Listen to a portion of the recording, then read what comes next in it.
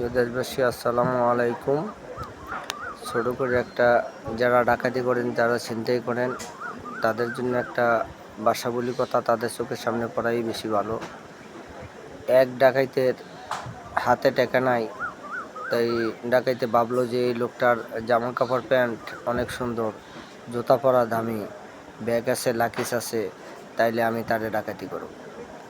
তাইলে ভিডিও ছোট করে কথা বলতে হইব, যার কারণেই সে ওই লোকটার পিছু নিয়ে একটা জায়গায় সুযোগ পায়। সে বলল যে ভাই, আমি ওরে অস্ত্র ঠেকাই দিল। তা বলল যে ভাই, আমার কাছে টাকা পয়সা নাই, কিচ্ছু নাই, তুমি আমার হাতে ঘড়িটা আছে, ঘড়িটা নিয়ে যাও। তা ঘড়িটা লইছে। এখন টাকা পয়সা দেয় না দেখে আর লাকিস লুকিস করলে সবই দিছে। তারপর কইছে আন্ডারপ্যান্টের তলে আছে, ইয়ার তলে আছে, অনেক কিছু বুঝাইছে বেড়ায়। তারপরে সে মানলো না, সে করলো কি, চাকু দিয়ে তারে পুষ দিল।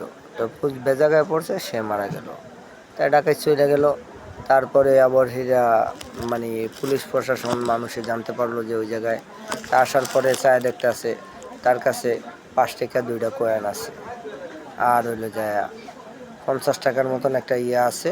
এই টাকা ওই দেখেও ডাকাইতে ভাবছে যে আরও বেশি টাকা আছে, এই কারণে মানুষটা খুন করলো। তাই এই জায়গায় এই কথাটাই বুঝাইলাম, যারা ডাকাতি করেন, যারা কিছু করেন, যত কিছুই করেন, হয়তো দু একটা মার দেওয়ার লাগে, ভালোমন্দ কিছু করার লাগে, কিন্তু ওগুলা না করে যে বলবে যে টাকা নাই বা টাকা আছে, তাকে জানে বাঁচায় রাখেন। কিন্তু আপনি ডাকাতি করা, আপনার এটা পেশা, আপনি ডাকাতি করেন, কিন্তু তারে একবারে মাইরা ফেলাইবেন, এটা কিন্তু আপনার আইন না। তার উছিলায় দু একটা সংসার চলে, ফ্যামিলি বাঁচে, পোলাপাইন বাঁচে। কিন্তু ডাকাইতে তো আপনি হাঁটতেন পাওনাদার না, আপনি ডাকাইতে করতেছেন জুলুমি, আল্লাহর বিচারের জুলুমি। কিন্তু তারপরেও তাকে আপনি মাইরা লাইবেন, এটা কিন্তু হ্যাঁ উছিলায় 10টা ছেলে সন্তান বাঁচতে পারে, একটা ফ্যামিলি বাঁচতে পারে। আপনি কখনো ডাকাইত ভাইয়েরা এই ধরনের ভুল করবেন না। মানুষ কখনো জানে মারবেন না।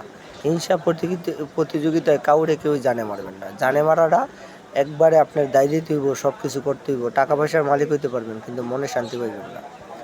তখন এই ডাকাত ভাইদের জন্য, চোর ভাইদের জন্য, এই ধরনের জন্য ভিডিওটা করলাম। ভালো লাগলে দেখেন।